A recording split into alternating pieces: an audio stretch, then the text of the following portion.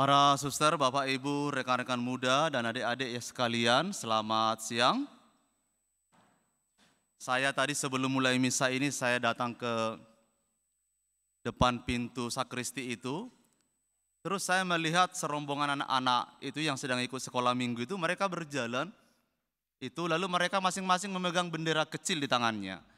Lalu ada satu anak bilang, "Merdeka Romo."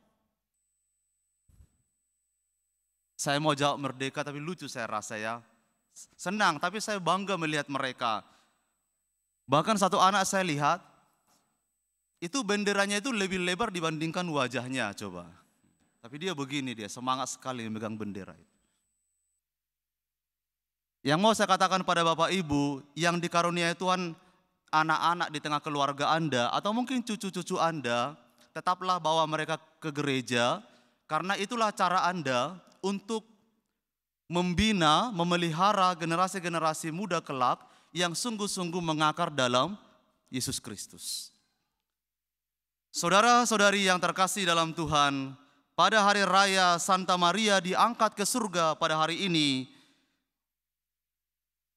kita diajak oleh gereja untuk menyadari kembali betapa pentingnya peranan Maria dalam kehidupan rohani kita. Ada 3 hal, 3 argumentasi yang mendasari ajaran gereja tentang Maria diangkat ke surga. Pertama, ajaran iman ini dirumuskan dari penghayatan iman gereja sejak awal mula, yaitu iman bahwa Maria itu hidupnya diakhiri dengan penuh kesucian. Menarik bahwa gereja menggunakan istilah Maria itu diangkat ke surga, bukan Maria naik ke surga. Maria itu diangkat ke surga, sedangkan Yesus itu naik ke surga. Hanya Yesus yang memiliki kuasa untuk naik ke surga. Maria itu diangkat ke surga dengan kuasa Allah sendiri. Oleh karena itu gereja merumuskannya dengan baik.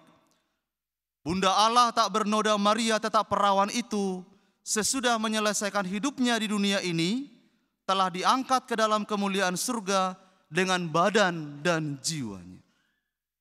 Kemudian yang kedua, ajaran ini berangkat dari iman gereja bahwa Maria pantaslah diangkat ke surga bersama dengan anaknya Yesus Kristus itu. Alasannya adalah karena Maria telah setia bersama dengan Kristus dari awal perjalanan hidup Yesus sampai akhir perjalanan hidup itu di atas kayu salib. Siapa yang mati bersama Kristus akan dibangkitkan juga bersama dengan Dia. Kemudian yang ketiga, iman akan Maria diangkat ke surga ini menjadi model bagi kita semua. Kelak sesudah peziarahan kita di dunia ini, kita akan mengalami kemuliaan bersama Tuhan dalam surga. Kemuliaan Maria menjadi harapan kita bersama. Itulah sebabnya gereja menyebut Maria sebagai Ratu semesta alam, Ratu surga dan bumi. Maria telah dimahkotai oleh Allah di surga. Saudara-saudari yang terkasih, apa yang ditegaskan oleh sabda Tuhan pada kita hari ini, pada perayaan Maria diangkat ke surga ini? Dalam perikop Injil hari ini, Elizabeth berseru kepada Maria, "Diberkatilah engkau di antara semua perempuan, dan diberkatilah buah rahimmu." Atau dengan rumusan yang lebih akrab di telinga kita, yang selalu kita daraskan dalam doa salam Maria, "Terpujilah engkau di antara semua wanita, dan terpujilah buah tubuhmu, Yesus." Elizabeth memuji Maria karena pertama-tama hati Maria itu berkenan kepada Allah. Maria disebut sebagai istimewa bukan hanya dari semua wanita, tapi dari semua ciptaan ini, Maria itu istimewa. Hatinya itu berkenan pada Allah. Rahimnya dipersembahkan sebagai wadah yang pertama menyambut Allah dalam diri Yesus Kristus. Allah yang menjadi manusia. Maria menjadi istimewa bukan pertama-tama karena status sosialnya yang menonjol, pendidikannya yang tinggi, jabatannya yang tinggi, harta dan kuasa. Tetapi hati Maria itu berkenan kepada Allah. Dalam hal ini para saudara-saudari, kita dapat mengerti kebenaran sabda Tuhan bahwa siapa yang merendahkan dirinya akan ditinggikan. Sebaliknya siapa yang meninggikan dirinya di hadapan Tuhan akan direndahkan. Maria tahu menempatkan dirinya sebagai orang yang rendah hati di hadapan Tuhan. Maka Maria itu selalu menjadi inspirasi bagi kita menjadi murid yang baik bagi Yesus.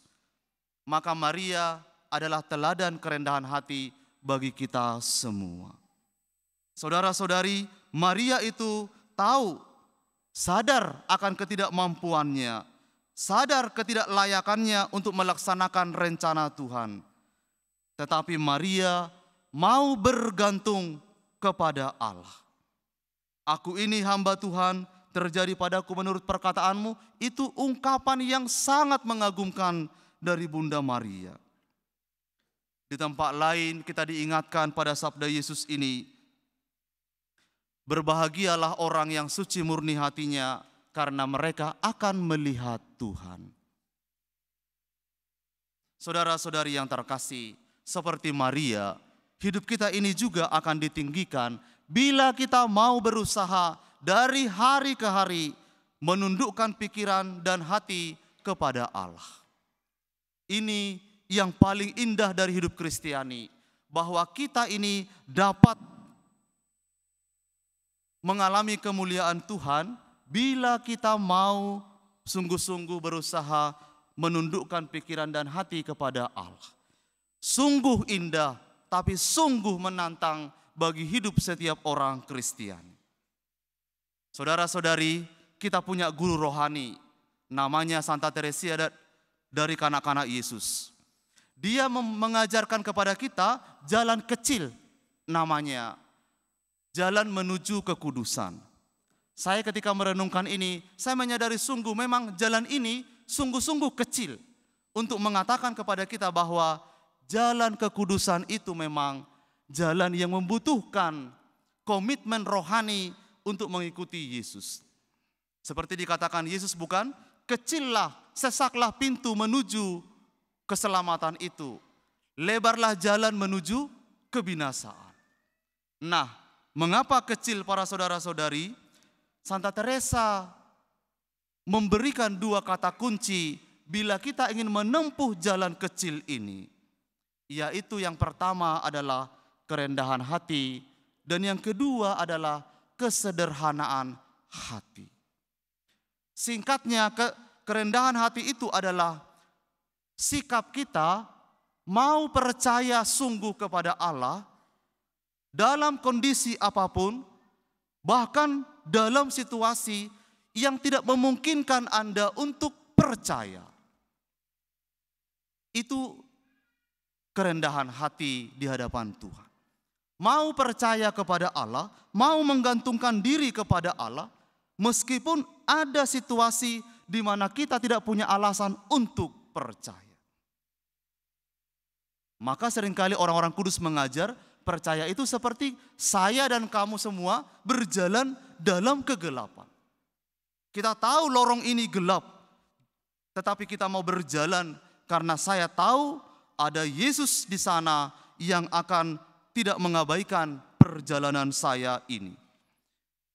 Kemudian saudara-saudari, kesederhanaan hati itu adalah hati yang mau dikendalikan oleh Tuhan. Pikiran yang mau diambil alih oleh Tuhan.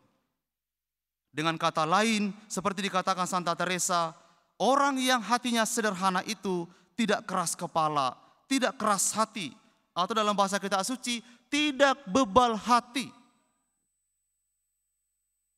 Saudara-saudari, ini perjuangan kita bersama.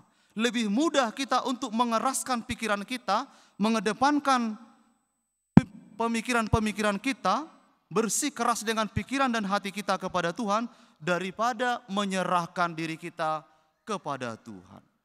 Maka saya ingat para saudara-saudari, salah satu syair dari lagu persembahan dalam puji syukur itu adalah mempersembahkan kepada Tuhan pikiran dan hati kita. Ambillah ya Tuhan seluruh kebebasanku. Ambillah ya Tuhan pikiran dan hatiku. Ini yang mau kita usahakan dalam kehidupan kita, untuk memberikan diri kita ini, pikiran dan hati kita ini dikendalikan oleh Tuhan. Bukan lagi dikendalikan oleh kita sendiri. Maka saudara-saudari, tepat sekali pujian Elizabeth kepada Maria ini. Berbahagialah ia yang telah percaya, sebab apa yang dikatakan oleh Tuhan kepadanya akan terlaksana. Banyak mujizat saudara-saudari dalam hidup kita akan kita lihat, akan kita rasakan bila kita mau percaya kepada Allah. Maria percaya, maka rencana Tuhan terlaksana kepadanya. Saudara-saudari yang terkasih, di perikop yang lain, Yesus mengajar kita lewat Santo Thomas itu, berbahagialah orang yang percaya walaupun tidak melihat. Iman seperti ini yang dihayati oleh Maria. Iman seperti ini juga yang mau kita hayati dari hari ke hari, terutama pada hari Maria diangkat ke surga ini.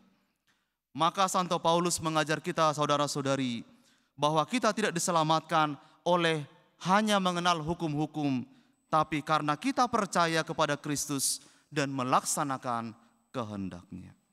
Mari para saudara-saudari, mari kita teladani Bunda Maria. Mari kita terus berusaha memberikan pikiran dan hati kita ini pada Tuhan. Maka terjadilah karya-karya Tuhan yang agung di dalam hidup saudara-saudari sekalian. Tuhan memberkati.